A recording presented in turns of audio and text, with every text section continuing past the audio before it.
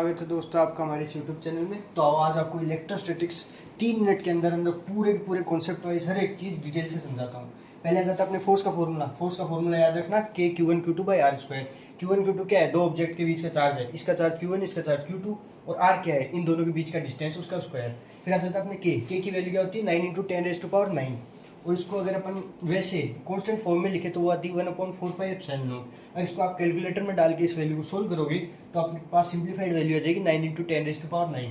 फिर आ जाता है अपने परमिटिविटी ऑफ मीडियम। उसका फॉर्मूला क्या होता है? ई आर इंटू ई नोट। ई आर क्या है? Relative permittivity. ई नोट क्या है? जो वैक्यूम की परमिटिविटी होती है। वैक्यूम की परमिटिविटी से रिलेटिव परमिटिविटी को मल्टीप्लाई करोगे तो आपके पास मीडियम की परमिटिविटी आ जाएगी। ठीक है। फिर आ जाता है अपनी electric field due to charge distribution. तो आप जैसे इस स्केल से समझो, इस स्केल के पूरे के अंदर चार्ज डिस्ट्रीब्यूट है, उससे अब मैं ए डिस्टेंस दूर पे इस किसी पॉइंट पे अब मेरे को इलेक्ट्रिक फील्ड निकालनी, तो वह क्या आ जाएगी? के लैम्डा ब्रैकेट में 1/a minus 1/a plus L. अब लैम्डा क्या है? लैम्डा है लीनियर चार्ज डेंसिटी, मतलब इसके पर यूनिट लेंथ पे कितना चार्ज डिस्ट्रीब्यूट है वो हो जाती है। फिर अपने पास आ जाती है सेमी सर्कुलर रिंग। जैसे मेरे हाथ को समझो, ये सेमी सर्कुलर रिंग है, इससे जो एंगल अल्फा सब्सटेंड हो रहा है, ठीक है, इस पॉइंट पे जो एंगल सब्सटेंड हो रहा है अल्फा, उस पे इलेक्ट्रिक फील्ड क्या होगी? तो याद रखना 2 की lambda by r sine alpha by 2। Alpha क्या है? इसके बीच का एंगल। ठीक है। फिर अपने आ जाता है इनफाइनाइटली लीनियर चार्ज। इसके ए डिस्टेंस दूर पे अपने पास इलेक्ट्रिक फील्ड क्या आएगी? तो फॉर्मूला बड़ा जरूरी है, इसको याद रखना, दिमाग में सेट कर लो यहीं पे, 2 के lambda by A. Electric field क्या आएगी? 2 के लैम्डा बाई ए। फिर अपने पास आ जाती है जो रिंग है, रिंग मतलब यहाँ से खोखली है और पूरी चारों तरफ एक रिंग बनी हुई है, उससे एक्स डिस्टेंस दूर पे, ये क्या है? R distance. ये क्या है? इसकी रिंग का रेडियस है। ये एक्स डिस्टेंस दूर पे इलेक्ट्रिक फील्ड क्या आएगी? तो ये बहुत ही ज्यादा मेन है दोस्तों, बहुत ज्यादा मेन। मेरी बात याद रखना, आप कोई भी PYQ उठा के देख लेना, आपको एक क्वेश्चन जरूर मिल जाएगा। इलेक्ट्रिक फील्ड क्या आएगी? के क्यू एक्स अपॉन में r square plus x square की पावर 3/2।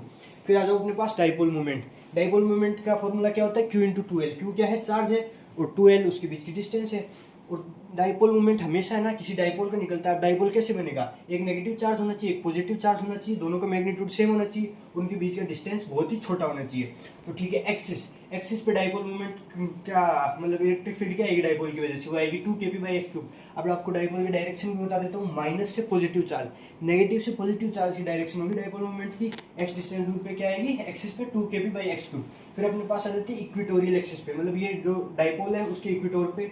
यहाँ देखना, इसका मैंने इस साइड डायरेक्ट मार्क किया, इसका सीधा है लेकिन इसका डायरेक्शन इस साइड है। इलेक्ट्रिक फील्ड नेगेटिव से पॉजिटिव, डाइपोल का डायरेक्शन इस साइड बैकवर्ड, तो ये क्या होगा? नेगेटिव की साइड होगा, तो इलेक्ट्रिक फील्ड नेट कितनी आ जाएगी? kp/x³। फिर आ जाता है टॉर्क, मतलब कोई डाइपोल रखा हुआ है, इलेक्ट्रिक फील्ड सीधी है, उसके अंदर कोई डाइपोल रखा हुआ है, तो वो टॉर्क क्या होगा? मतलब जो उसके फोर्स एक्सपीरियंस करेगा वो कितनी होगी? तो टॉर्क नेट होगा P क्रॉस E। तो इस पे वेक्टर का साइन लगा दीजिए क्योंकि दोनों वेक्टर है, P क्रॉस E। ठीक है। तो